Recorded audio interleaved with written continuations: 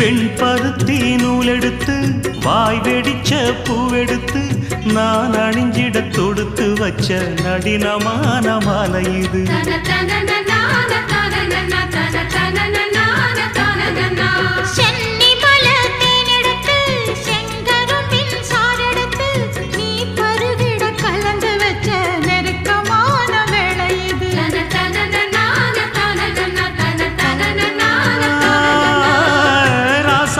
உடம்பிருக்கும் ரவிக்க துணி நானாக அன்னாடம் சூடி கொண்ட ஆசை வச்சாகாதா.